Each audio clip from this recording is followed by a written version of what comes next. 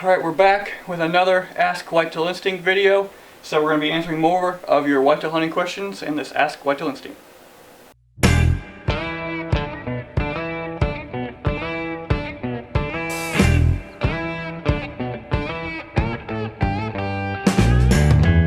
we're going to dive right in to some of your questions here. And Tyler Dunworth had asked a question in the last Ask Whitetail Instinct video. And he's asking as well, pressure seems to push all the deer that are on the public to bed on the private, especially on these smaller pieces of public land, but they still come onto the public to feed. He asked if we find the same thing, and if we do, how we go about hunting that.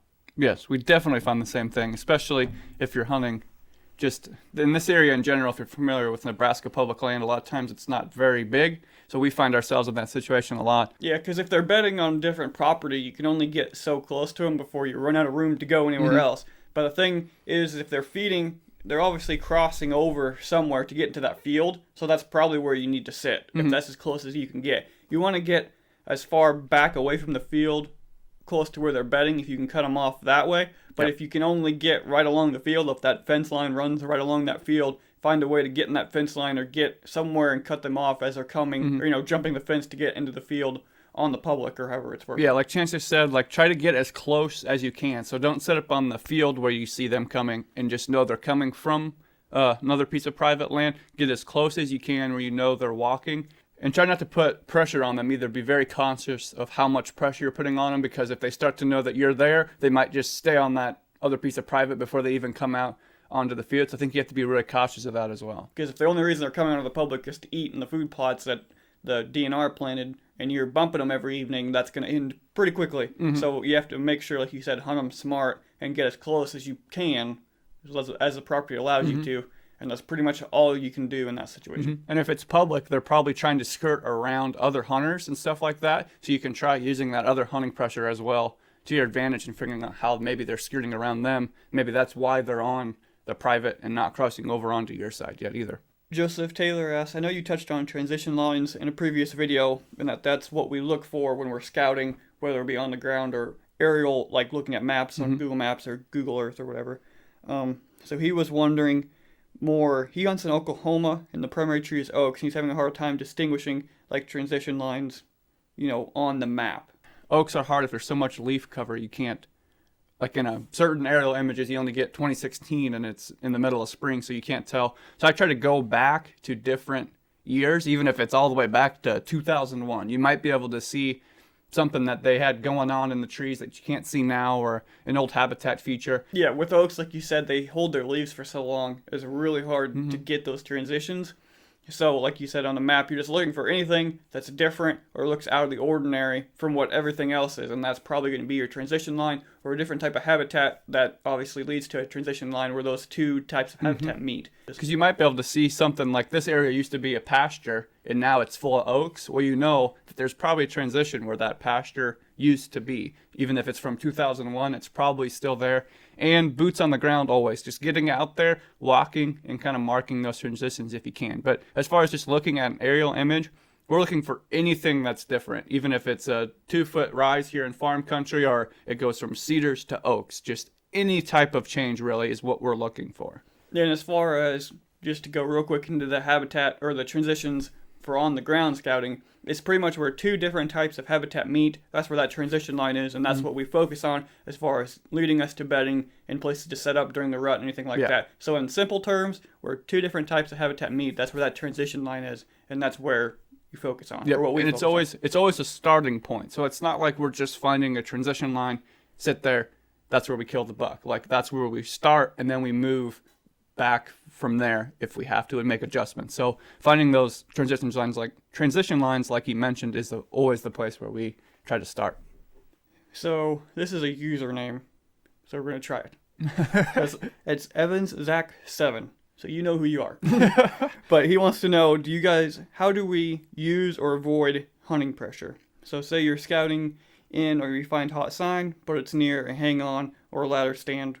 What do we do in that situation, and what's our experience with those old 2x4 wood stands on public land? So yeah, we're going to try to put a video out. We have a few clips of our hunting pressure stuff here in a little bit, so watch for that to go a little bit more in depth than maybe what we'll get here. But I guess the old ladder stands don't really.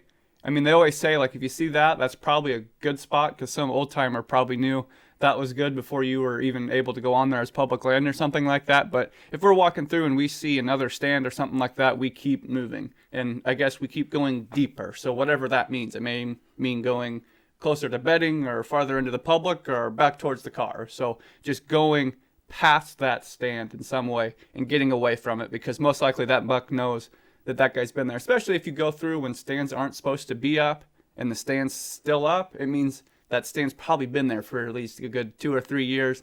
He's been hunting out of it.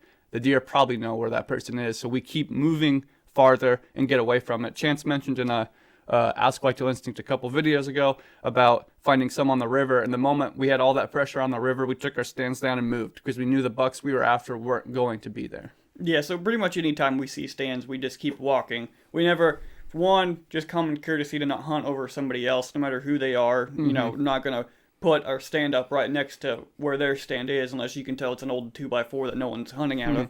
But we always just keep walking just because, for that fact, and because the bucks we're after know that that hunting pressure is there. But, you know, the does and everybody knows that someone's in that stand because they walk by it every day. Mm-hmm. So we just keep walking because, like you said, further back, whatever that means, it means a bunch of different things depending on where you're at and how everything lays out. But you have to get further away. Even if we're seeing fresh sign, you know, more than likely it's made at night, and if it's not, well, the other guy got there first, so we'll push back further and find the fresher, hotter sign further back. Yeah, and it used to kind of, like when we were scouting, when we first started, be like, God dang it, we keep finding stands everywhere we want to go. And now when we find a stand, we're like, awesome, because we just mark that spot off and keep moving. Like, it eliminates so much for us that it helps us find those good areas quicker. It actually helps you narrow it down. Yeah. Like, you can say, man, I don't know where to go, but you start finding stands and hunting pressure, well, we can mark this whole half off. Yep. So then, well, now we just have to focus on this half, so now we're good. It actually helps narrow things down if you use it to your advantage. If we find it when we're scouting, we'll just cross that area off and we just keep moving. Helps us be more efficient. That can help you, too, if you're like, oh, there's all kinds of people over here. I guess I'll just go in this thicket over here. And you end up sitting there, and that's where he's at. And then it's like, okay,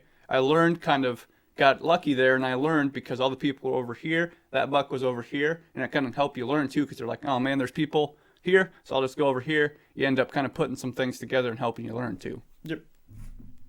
So Danny Denault Outdoors asked, do you change how we hunt based on like when the weather is supposed to be bad for deer movement, like low pressure, and what makes a must hunt day for us?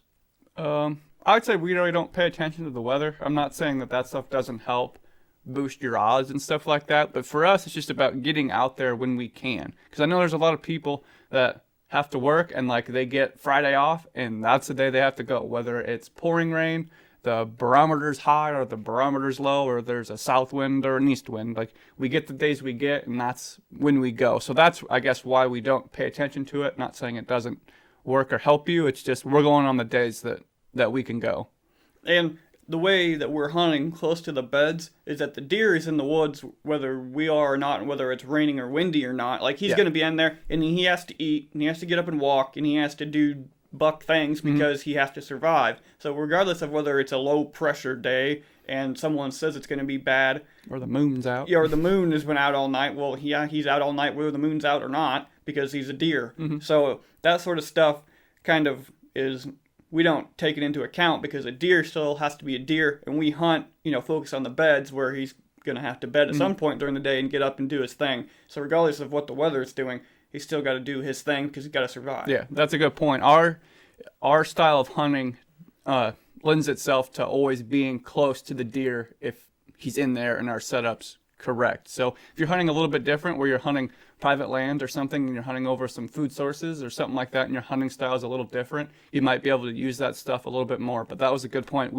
The way we hunt, we're always trying to get ourselves close to the deer anyway. And a must hunt day for you is, I don't know, I guess my must hunt days are more centered on the time of year. Not a particular day or what the weather's doing, but a particular time of year. So like late October and right after or right around Thanksgiving, I guess, are my must hunt days. I guess more of a time of year than a particular day, I guess, is how I approach it. What about you? I would agree on the same times of year. And as far as days, I don't know, I just like a sunny, cool, crisp November, light wind college football type of a day. You know, when you sit in the stand, it's cold in the morning, but once the sun comes out, it warms up a little bit. You can still see your breath, so you're warm, and the deer are like 50 degrees where the deer is still going to be moving. The sun's out, light breeze, you can go home and watch college football when you're done. That type of just a day typical, is a perfect deer hunting how day. you picture a perfect hunting day, I guess, is just a good day in the woods.